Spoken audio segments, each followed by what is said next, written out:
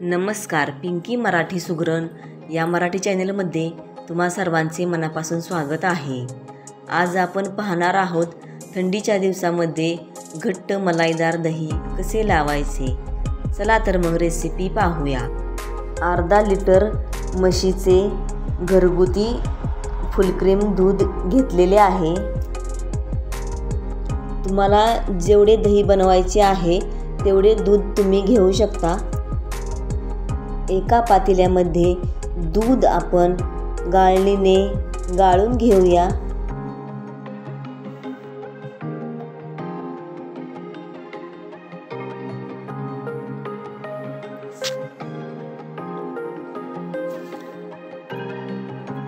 दूध गॅसवर ठेवून चांगलं उकळून घ्यायचं आहे।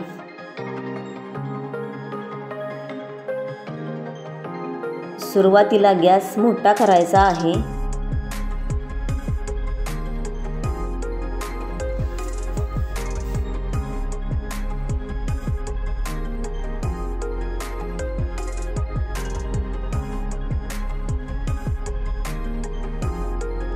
दुधाला उकळी आली की गॅस बारीक करून 3 ते 4 मिनिटं दूध आपण उकळून घेणार आहोत।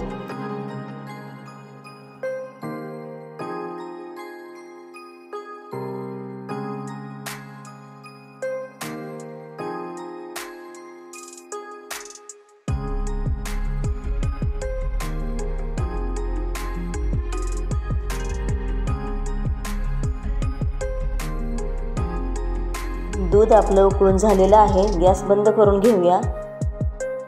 तुम्ही उकळलेल्या दुधामध्ये विरजण घेतले तर दूध फुटण्याची शक्यता असते आणि थंड दुधामध्ये जर विरजण घेतले तर दही घट्ट मलाईदार लागत नाही। म्हणून थंडीच्या दिवसामध्ये दूध कोमट करूनच घ्यायचे आहे। दही लावण्यासाठी पसरट कुठलंही भांडं घेऊ शकता। या ठिकाणी तुम्ही मातीचं देखील भांडं घेऊ शकता। मातीच्या भांड्यामध्ये खूप छान दही लागलं जातं, पण ते सर्वांकडे अवेलेबल होत नाही। त्यामुळे मी या ठिकाणी स्टीलचं भांडं घेतलेलं आहे। 1 चमचा विरजण घेतलेला आहे। त्यामध्ये कोमट दूध थोडंसं घेणार आहोत। विरजण दुधामध्ये चांगलं फेटून घेणार आहोत।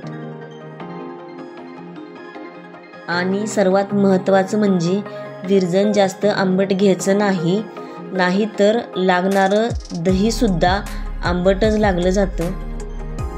विरजण जास्त दिवसाचं असेल तर अर्धा चमचाच घ्यायचं आहे, जास्त घ्यायचं नाही। ही एक टिप्स तुम्ही लक्षात ठेवा। विरजण आपलं छान असं फेटून झालेलं आहे, तुम्ही बघू शकता। आता एका भांड्यामध्ये विरजण घेतलेलं आहे, तुम्ही बघू शकता। विरजण भांड्यामध्ये पूर्ण असं पसरवून घ्यायचं आहे।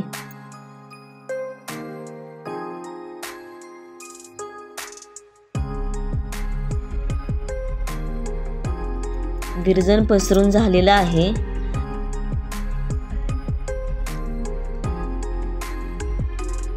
आणि आता कोमट झालेलं दूध घेतलेलं आहे।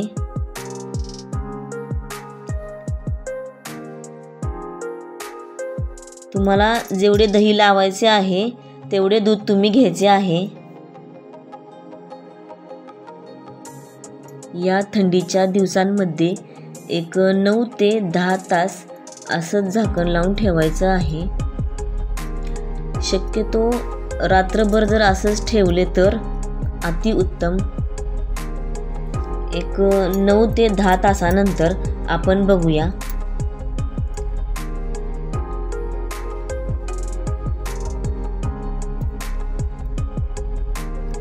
थंडीच्या दिवसांमध्येही घट्ट मलाईदार दही आपलं झालेलं आहे, तुम्ही बघू शकता।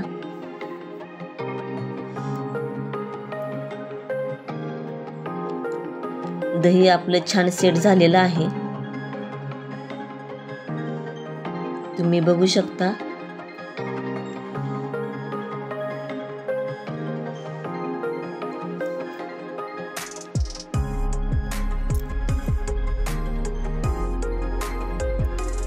एका डिश मध्ये आपण दही घेतलेलं आहे.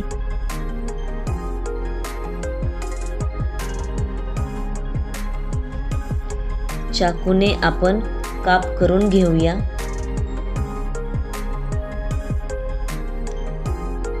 छान असं घट्ट मलाईदार दही आपलं झालेलं आहे.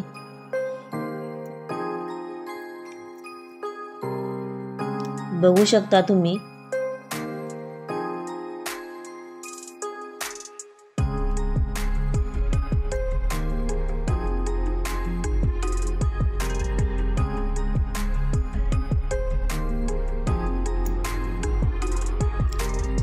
एका डिश मध्ये आपण पूर्ण दही काढून घेणार आहोत.